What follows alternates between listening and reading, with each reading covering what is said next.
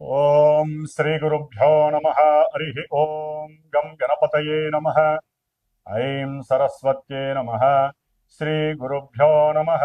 హరి ఓం జాతవేదసే సునవామసోమమరాతి యతో నిదహాతి వేదః స నః పరుషదతి దుర్గాని విశ్వానావేవ సింధుం దురితాత్యగ్నిః तामग्निवर्णां तपसा ज्वलन्तीं वैरोचनीं कर्मफलेषु जुष्टाम् दुर्गां देवीं शरणमहं प्रपद्ये सुतरसि तरसे नमः.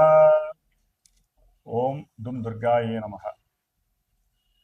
వీక్షిస్తున్నటువంటి ప్రేక్షక మహాశయులందరికీ కూడా మహాశివరాత్రి శుభాకాంక్షలు. ముఖ్యంగా ఈ ఫిబ్రవరి మాసంలో 15వ తేదీన మహాశివరాత్రి మహాపర్వదినం రాబోతున్నది.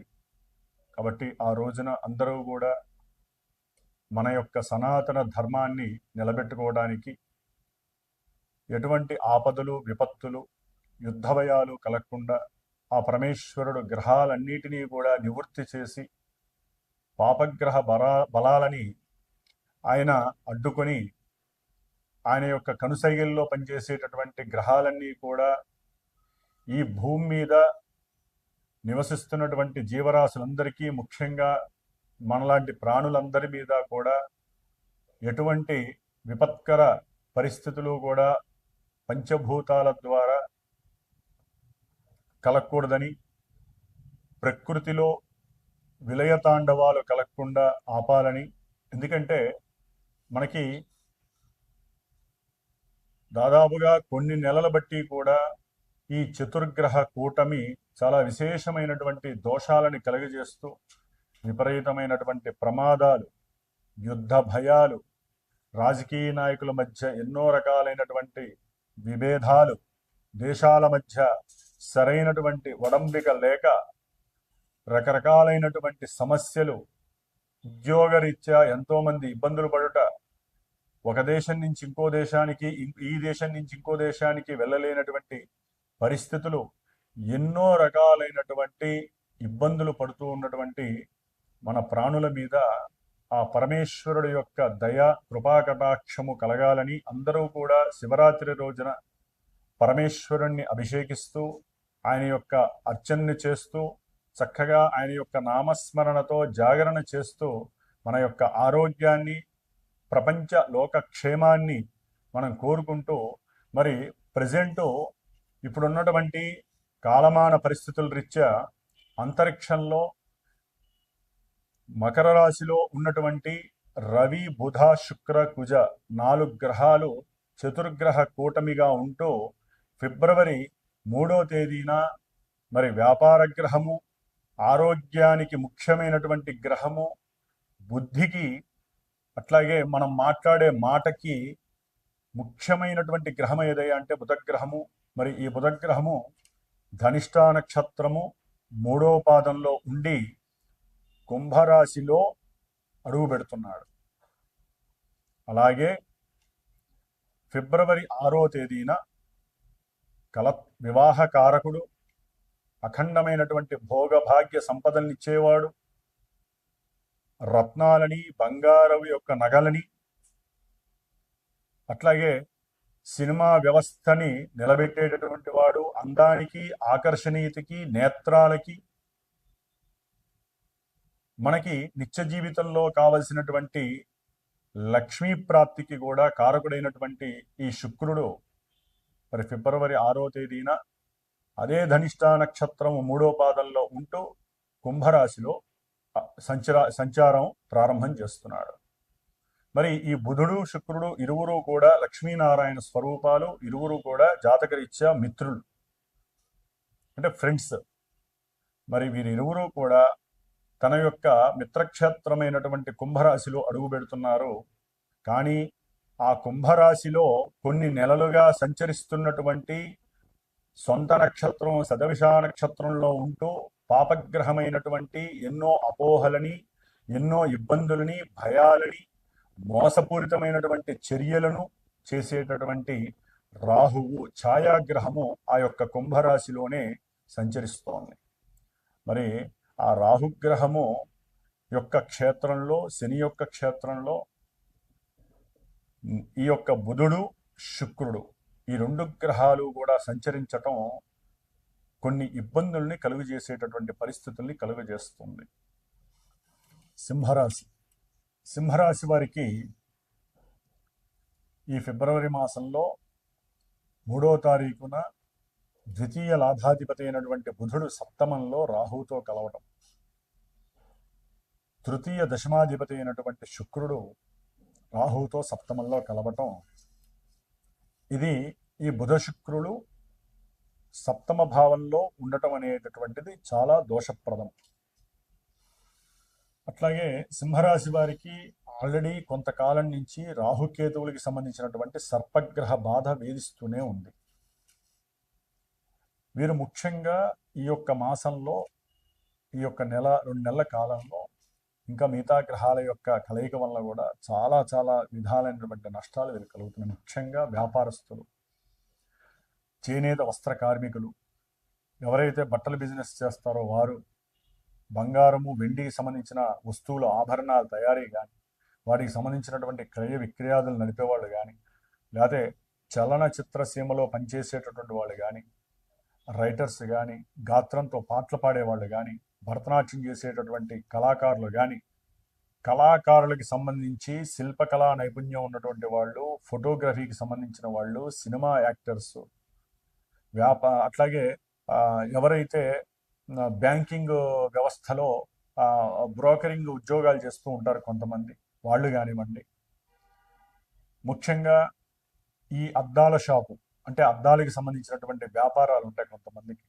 అవి కానివ్వండి, అట్లాగే వేరే వాళ్ళతో అంటే సంఘంలో ఆర్థికపరమైనటువంటి ఫైనాన్స్ బిజినెస్లకి సంబంధించి అంటే బ్యాంకింగ్కి వేరే మూడో వ్యక్తికి సంబంధించినటువంటి కొన్ని ఇన్సూరెన్స్, లైఫ్ ఇన్సూరెన్స్కి సంబంధించినటువంటి మధ్యవర్తి చేసేటటువంటి వాళ్ళు, ఏజెంట్స్, వాళ్ళకి కానివ్వండి, ఇట్లా ఈ యొక్క సంస్థలకి సంబంధించినటువంటి వాళ్ళు ఎవరైనా సరే వాళ్ళకి ఎదురు దెబ్బ తగులుతుందని చెప్పుకోవాలి. అంటే పూర్తిగా సర్పగ్రహ బాధ దోషము వీళ్ళని కబలించి వేస్తోంది. ఆర్థికంగా పెట్టుబడులు పెట్టి అంటే కుటుంబంలో బంధువులు చెప్పడం ద్వారా కానీ, బంధువుల మాట విని కానీ, లేకపోతే బంధువులకు సంబంధించిన ఫ్రెండ్స్ కానీ, వీరికి విద్యారంగంలో అది వరకు వీరి ఫ్రెండ్స్ ద్వారా ఉన్నవాళ్ళు, వాళ్ళకి తెలియని నాలెడ్జ్ ద్వారా కానీ వాళ్ళు మీకు ఏదో చెప్పటం, అది విని మీరు ఆహా ఇంత లాభం వస్తుందేమో ఈ వ్యాపారంలో పెడితే అని చెప్పి తెలియకుండా మోసపోయి ఆ వ్యాపారాల్లో పెట్టడం. అట్లాగే క్రయ విక్రయాదులకు సంబంధించి అంటే ఏదైనా మోటార్ వెహికల్స్ ఉంటాయి, ఇందాక చెప్పినట్టుగా అద్దాలకు సంబంధించిన బిజినెస్లు కావచ్చు, అంటే ఈ కళ్ళజోళ్ళకి సంబంధించిన బిజినెస్ వాళ్ళు కావచ్చు, లేకపోతే ప్రయాణాలకు సంబంధించినటువంటి వెహికల్స్ కొన్ని ఉంటాయి, అది చిన్నవి కావచ్చు పెద్దవి కావచ్చు. ఆ వెహికల్స్ సంబంధించిన ఎవరైతే ఉంటారో ఆ వ్యాపారాలు చేసేవాళ్ళు, అమ్మేటటువంటి వాళ్ళు, సేల్స్ వాళ్ళు, వాళ్ళకి సంబంధించిన వాళ్ళు కావచ్చు, సుగంధ ద్రవ్యాలు అమ్మేటటువంటి వాళ్ళు కావచ్చు, లేకపోతే న్యాయస్థానాలకి సంబంధించి కొంతమంది ప్లేడర్లు ఉంటారు, అంటే కొంచెం తక్కువగా పనిచేసేటటువంటి వాళ్ళు ఉంటారు, వాళ్ళని కూడా మోసం చేసే వాళ్ళు తయారవుతారు. అంటే ఏదో ఒకటి ఈ బిజినెస్ చేయండి మీకు లాభం వస్తుంది, ఇలా చేయండి మీకు నష్టం రాదు, ఇట్లాంటి మాటలు చెబుతూ ఉంటారు. అట్లాగే ఈ యొక్క సింహరాశి వారికి ముఖ్యంగా ఎవరైతే లీడర్స్ ఉంటారో, అది చిన్నవాళ్ళు కావచ్చు పెద్దవాళ్ళు కావచ్చు, ఆ లీడర్స్ కూడా తెలుసో తెలియకో ఉద్యోగస్తుల మీద, ఫోటోగ్రఫీ వ్యవస్థ మీద, అది సినిమా వాళ్ళ మీద, వాళ్ళ యొక్క పెత్తనం కావచ్చు, వాళ్ళకు ఉన్నటువంటి లీగల్ ఇష్యూస్ ఇల్లీగల్ పరిస్థితులు కావచ్చు, వాళ్ళకు ఉన్నటువంటి సత్సంబంధాలు కావచ్చు, వాటి వలన కూడా కొంతమంది ఇబ్బందులు పడే అవకాశము లీడర్స్కి ఉంటుంది. అది అపోజిషన్ లీడర్సా, పార్టీ లీడర్సా, ప్రెసిడెంట్ లీడర్సా తర్వాత విషయం. అంటే ఆ రాజకీయ వ్యవస్థలో ఉన్నటువంటి వారికి స్త్రీపరమైనటువంటి సమస్యలు, వ్యాపారపరమైనటువంటి నష్టాలు, వీరి మీద ఏదో రకమైనటువంటి ఎలిగేషన్స్ రావటము, అవి తట్టుకోలేని పరిస్థితి సింహరాశి వారికి కలుగుతూ ఉంటుంది. దాంతో అట్లాగే కొంతమంది సింహరాశి వారికి భార్యాభర్తల మధ్య ఆర్థిక పరంగా కావచ్చు, లేకపోతే ఫ్రెండ్స్ని ఇంటికి తీసుకురావటము, ఫ్రెండ్స్తో ఎక్కువగా గడపటము, లేకపోతే ఎవరో తెలిసిన వ్యక్తి స్త్రీ అయితే లేకపోతే పురుషుడైతే స్త్రీ పురుషులు ఎవరో ఒకళ్ళు వీళ్ళు కాస్త నుంచొని మాట్లాడుతూ ఉండడము, లేకపోతే ట్రావెలింగ్ చేస్తూ వీళ్ళు ట్రావెలింగ్ చేస్తున్నప్పుడు ఫోన్ వస్తే అది కాస్త భార్యాభర్తల్లో ఎవరైనా సరే ఈ రాశికి సంబంధించిన వాళ్ళు వారు లిఫ్ట్ చేయటము, అక్కడ వీరికి తెలిసిన ఫ్రెండ్స్ ఎవరో మాట్లాడటము, అది వ్యాపార రీత్యా మాట్లాడినా, లేకపోతే ధనరీత్యా మాట్లాడినా, లేకపోతే ఇంకేదైనా రిలేషన్ పరంగా మాట్లాడినా, ఉద్యోగరీత్యా ఆర్థికపరమైన విషయాల్లో మాట్లాడినా, వీరికి ఆల్రెడీ కుటుంబంలో కొంత దురవస్థ నడుస్తోంది. అంటే వీరి మీద అనుమానం కాస్త నడుస్తున్న పరిస్థితి భార్యాభర్తల్లో. ఇప్పుడు అది కన్ఫర్మేషన్ అనేటటువంటి పరిస్థితి ఈ ఊర్లో ఎవరో ఒకరికి వీక్ మెంటాలిటీ ఉంటారు కదా, వారికి జరుగుతుంది. దాంట్లో కుటుంబంలో లేనిపోని అగాధాలు, సమస్యలు, కోర్టులు, న్యాయవాదులు, లాయర్లు, ఈ పనికిరాని చెత్త వ్యవస్థ దగ్గరికి వెళ్ళిపోతారు భార్యాభర్తలు.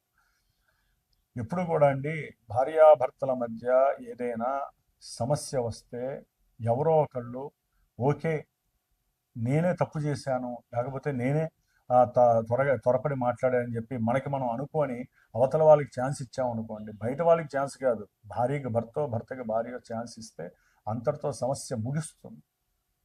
నువ్వెంతంటే నువ్వెంత, నువ్వు తప్పు మాట్లాడావు, నేను ఉప్పు మాట్లాడా, ఈ యొక్క ఇగో ఫీలింగ్స్ చచ్చేంత వరకు భార్యాభర్తలకు ఉంటే మధ్యలోనే, లేకపోతే పెళ్లి చేసుకున్న కొన్ని రోజుల్లోనే జీవితాలు అస్తవ్యస్తం అవుతున్నాయి. ముఖ్యంగా కుటుంబంలో తల్లిదండ్రులు, ఎవరి తల్లిదండ్రుల వాళ్ళు కుటుంబ వ్యవస్థ గురించి, వివాహ వ్యవస్థ గురించి, భార్య యొక్క గొప్పతనం భర్తకి, అదే పిల్లవాడి భర్త యొక్క గొప్పతనం భార్యకి, ఈ విధంగా తల్లిదండ్రులు అటు కావచ్చు, పురుషుడు తల్లిదండ్రులు కావచ్చు, స్త్రీ తల్లిదండ్రులు కావచ్చు, తప్పకుండా ముందు పిల్లలకి కౌన్సిలింగ్ ఇచ్చి వాళ్ళకి మోటివేషన్ చేసి అప్పుడు మాత్రమే పెళ్ళిళ్ళు చేయండి. అంతేగాని అమ్మాయి జీతం ఎంత, అబ్బాయి జీతం ఎంత, అబ్బాయి చదువు ఎంత, అమ్మాయి జీతం, చదువులు జీతాలు వీరికి సంసారం చేయవండి. సంసారం చేసేది స్త్రీ పురుషులు మాత్రమే, సృష్టి ధర్మాన్ని అనుసరించేది స్త్రీ పురుషులు మాత్రమే. ఒక సృష్టి జరగాలంటే డబ్బుతో జరగదు, చదువుతో జరగదు. మానసికమైనటువంటి, శారీరకమైనటువంటి ఇద్దరు మనుషుల మధ్య జరిగే చర్య మాత్రమే సృష్టి ధర్మం. అది సంతానము మన భాషలో. అది జరగాలంటే ముందు భార్యాభర్తలు అనుకూలంగా ఉండాలి. ఈ చదువులు, ఈ యొక్క డబ్బు, ఇవి విలాసాల కోసము, లేకపోతే గౌరవ ప్రతిష్టల కోసము, సంఘంలో మన గుర్తింపు కోసమే. మరి పుట్టినందుకు మళ్ళీ మనం వేరే వాళ్ళు సృష్టించాలంటే భార్యాభర్తలు ఉండాలి కదా. భార్యాభర్తలు ఉండాలంటే తల్లిదండ్రులు సవ్యంగా చెప్పాలి వాళ్ళకి. కాబట్టి పిల్లలకి తెలియదండి, తల్లిదండ్రులు చక్కగా చెప్పుకోవాలి, కొంత అవకాశం వాళ్ళకి ఇవ్వాలి, కొన్ని అవకాశాలు మీరు తీసుకోవాలి. ఎవరు ఎన్ని అవకాశాలు తీసుకున్నా పెళ్లి చేసిన తర్వాత భార్యాభర్తల మధ్య సమస్యలు ఎన్నొచ్చినా మీరు ఇంటర్ఫీర్ కాకూడదు. తొందరగా అవకాశం వాళ్ళకే ఇవ్వాలి, వాళ్ళకే వదిలేయాలి. ఒక సిచ్యువేషన్ దాటినప్పుడు మాత్రమే తల్లిదండ్రులు పెద్దరికం వహించాలి తప్ప ప్రతి చిన్న విషయానికి వాళ్ళు చెప్పినా, ఇటు వాళ్ళు చెప్పినా మీరు ఇంటర్ఫీర్ అయ్యారంటే మీ పెంపకం సరిగ్గా లేనట్టే లెక్క. ఎవరి పిల్లలు వాళ్ళకే గొప్ప. మగపిల్లాడి తల్లిదండ్రులు మగపిల్లాడు గొప్ప, స్త్రీలకి వాళ్ళ తల్లిదండ్రులకి వాళ్ళకి వీళ్ళు గొప్పే.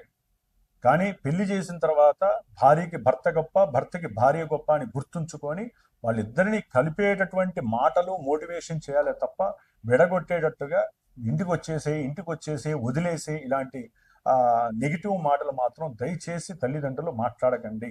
ఎందుకంటే మా లాంటి వాళ్ళ దగ్గరికి వచ్చే సమస్యలు ఎన్నో ఉంటాయి కాబట్టి, ఇవే ఉంటాయి కాబట్టి ముందు మనకు కావాల్సింది కౌన్సిలింగు, ఆ తర్వాతే దైవారాధనలు, దైవ పూజలు వాళ్ళిద్దరికీ మనం కూర్చొని చెప్పడం అనేటటువంటిది బాధ్యతగా స్వీకరించండి. ఈ గ్రహస్థితుల వలనే ఎన్నో సమస్యలు వచ్చి పడుతూ ఉంటాయి. బాగుపడే వాళ్ళు న్యాయస్థానాలు, లాయర్లు, వీళ్ళు బాగుపడతారు.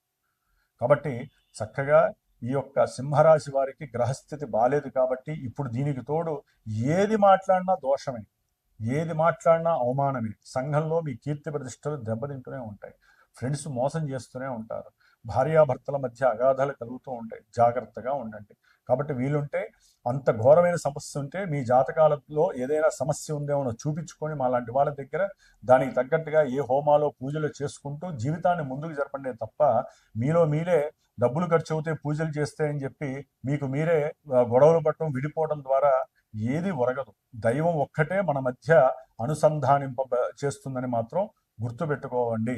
సింహరాశి వారు మాత్రము తప్పకుండా ఈ 17వ తారీఖు ఇలాంటివి చేసేటటువంటి పూజల్లో కానీ, హోమాల్లో కానీ అమావాస్య రోజున పాల్గొనండి. మంగళవారం కాబట్టి ఎటువంటి కుజదోషాలున్నా సర్పదోషాలు నా తొలగిపోయి భార్యాభర్తల మధ్య అన్యోన్యత ఉండటానికి చాలా చాలా మేలు చేస్తుంది, ముఖ్యంగా సింహరాశి వారికి. ఓం శ్రీ లక్ష్మీ నరసింహస్వామినే నమః.